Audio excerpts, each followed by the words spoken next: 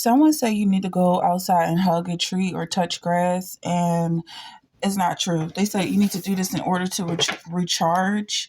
It's not true. It's a bull-faced lie. Your energy comes from the sun, and that is Jesus Christ. Okay, so let's just get that out the way. Whoever heard this, something about recharging and hugging trees, and that trees share ions with you or something like that. Trees are trees. We do get a lot from trees, and I'm not going to pretend like I know everything, but your help comes from the Lord. That much I do know, and that much is true. So whoever this is trying to misdirect you and send you to some other source, saying that this is the way and the truth and the light. It's not. There's whoever this is, and for whatever reason they're lying. It's something else to be told. Most likely they worship the devil. Is one or the other. They worship the devil, and they feel like they don't have a chance with Christ because he sees right through him and he's not playing those games. So I feel like this person is trying to weaken you in some way. I feel like they're trying to throw you off track. All right.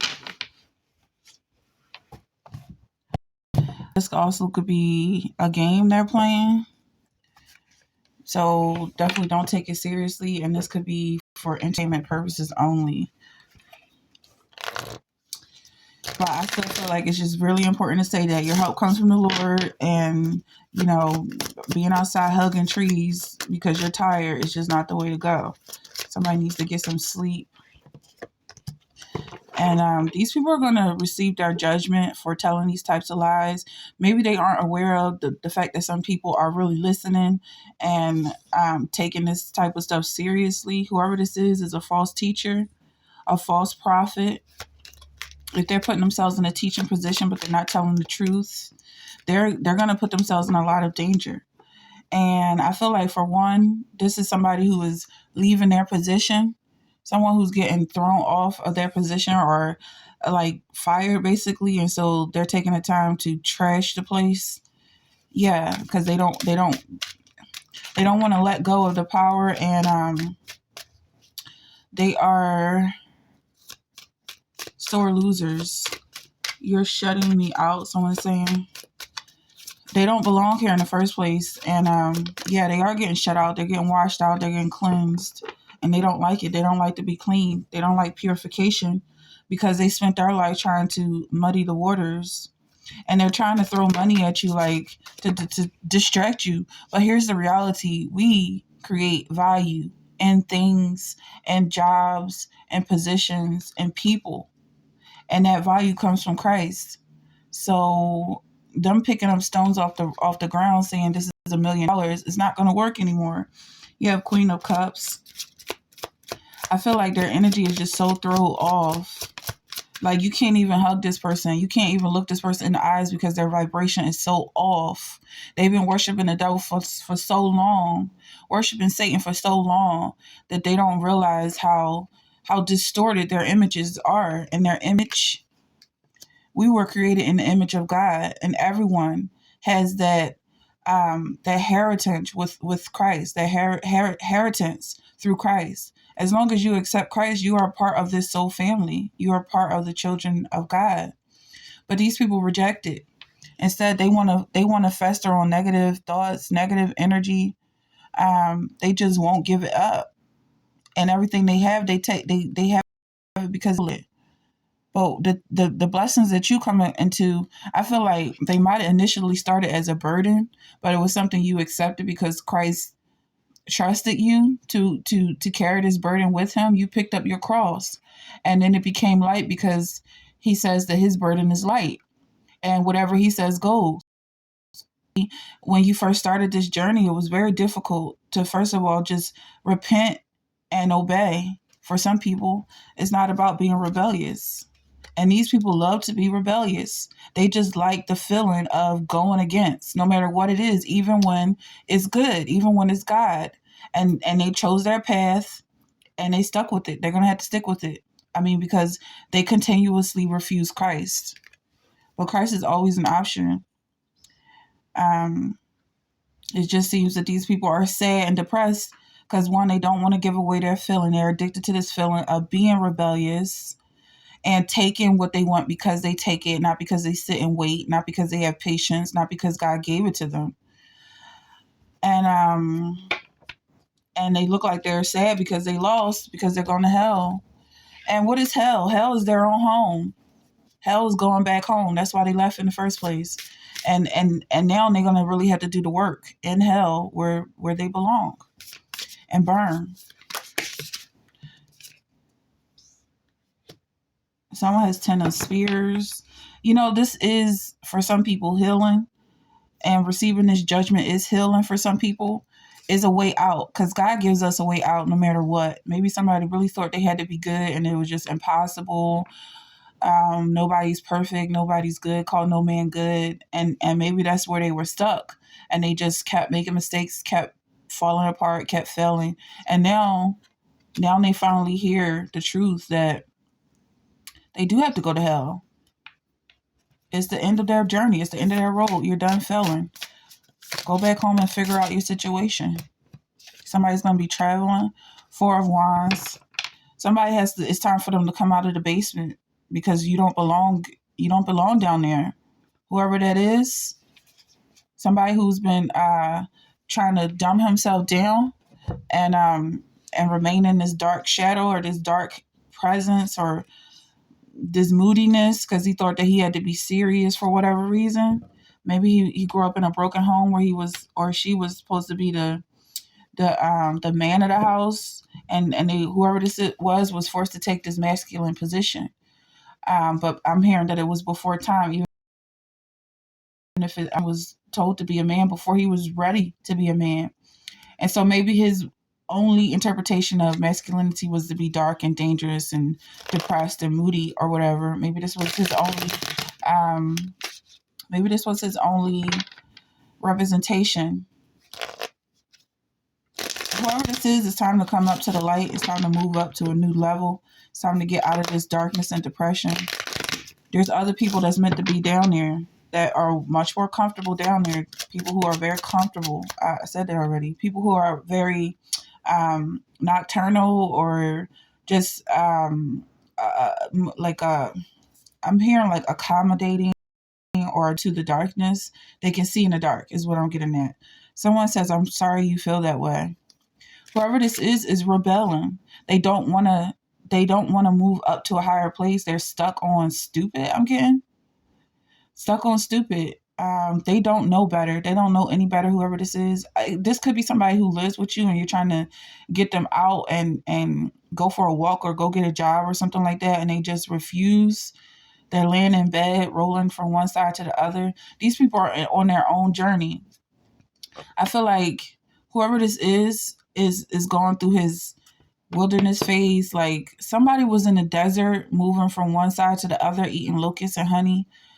Somebody is in that phase of life where they only eat 1 or 2 things, whatever it takes to wake them up in the morning. And for the most part, they sleep all day. Somebody is very frugal. They barely like to spend money. Psychic abilities. This person definitely has some psychic abilities, but I'm also seeing it translate as physical or mental abilities. It might start as a psychic ability, and because of the rebelliousness, it leads to a mental disability, a physical disability. And this is just something that needs to be stopped. It's like this Jonah spirit, somebody that doesn't want to follow their calling. This could be somebody you're in a relationship with. I could be talking to you, and now it's time to get up. Spend some money, whoever this is. Spend some money on yourself. Go get a decent hot meal or warm meal, something. You have an active imagination, somebody is saying. Use your imagination. Think beyond the walls, the boundaries that you have set for yourself, because everything in your mind is your responsibility. Nobody can force you how to think or what to do. If this person wants to stay in darkness, then that's very well where they will stay. But I feel like this message is coming out like for some people who just need an extra boost to get out of this position and move on to the next level, earn whatever points you need to move on. You have the key. I've never felt more strongly about this, someone is saying. Somebody is holding on to something. is a reason why they don't want to let go of whatever it is they need to let go of. Um, let's see what this is. Somebody is holding on to something. I feel like this is something spiritual. Like someone gave them a responsibility. It's coming from their family line. Someone is not taking life seriously, and so they had to be this the head of this household, or the foot of this household.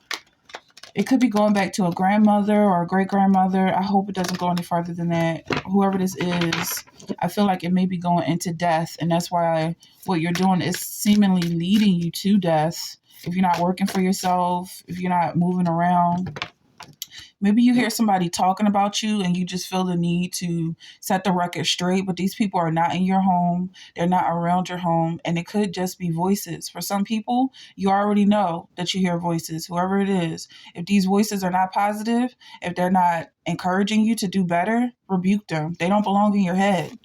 If they're not paying the rent, kick them out. All right. Somebody feels protective of these people, and maybe these are some invisible friends. Maybe these are demons, and whoever it is very clear about the fact that they hold on and love their demons. And these demons are holding you back, and it's okay to move forward. Whoever it is afraid to move forward. It's okay to move forward. You design your next path, your next journey. You design where you want to go. You don't have to follow anyone's footsteps. I feel like somebody sees a representation of adulthood or what it's like to be, or whatever they feel like is the next step, and they are not happy with that. You don't have to follow in this person's footsteps. Somebody who took the job before you couldn't handle it, and it's because it wasn't their rightful position. Whoever this is your position to take whatever this job is, and nobody's going to do it but you. That's why there's a lack right now in the atmosphere, because there's some people who don't want to take this job. Is your throne to sit on, is your rightful position. Okay? Somebody is going without. Somebody is choosing to be in a poverty situation because they don't want to be rich. Somebody is afraid of success and all of that could bring. And mostly I feel like it's the responsibility of other people's problems, because when you sit on this throne, it implies that you are a king over a nation, over a kingdom, that you have some responsibilities. And I'm getting the star card, just like the celebrity is responsible for his fans. He's a role model. Some children look up to him. Other people look up to him. And I feel like whoever this is in a position of hopelessness. They need to feel hopeful about something. Let go of what it is that you're holding on to, and trust that everything's going to be okay. Because you holding on to this thing, and I feel like it's becoming a physical issue. Like your muscles are reflecting your mindset, and you might actually feel some lumps or kinks or cysts, some knots in your back or muscles, or just some overall disfigurement or distortion, or something is going on with your body that needs to be straightened out, like a chiropractor. But I'm not telling anybody to go to a chiropractor, because I feel like this is all spiritual. Letting go of this responsibility, or accepting the responsibility, the real responsibility of loving the world. Somebody doesn't like the world, and they were justified for a while, but you're no longer a child. You no longer think like a child. It's time for you to make some sacrifices, and this is not for everybody. This is for the ears that are ready to hear that it's time to do more. Somebody really needs to know that it's time to stand up and take that rightful position. Up until now, maybe somebody was trying to do your job or take a blessing from you, but you knew it was a burden all along. And so at this point, it's time for you to take that burden back, because whoever was trying to carry it cannot. They can't go on pretending like they're the ones in charge anymore. And once you take this position, one, it's going to make your life exponentially more easy. And also that this is your job, this is your calling. And it's going to be so easy for you. Your burden is no longer going to be a burden when it gets in your hands. Like Thor carrying his own hammer, like the sword in the stone. sword in the stone, when he was able to remove that sword, no one else could. It was like it was stuck to the ground. But once you touch this job, or once you take responsibility for whatever this is, this position, your burden is going to be light. Look at that. It's like you're walking on clouds carrying this load, whereas other people are being nailed to a cross. It's not their cross to carry. Actually, I feel like they're being, yeah, it's like they're worried about you. Something about when Christ said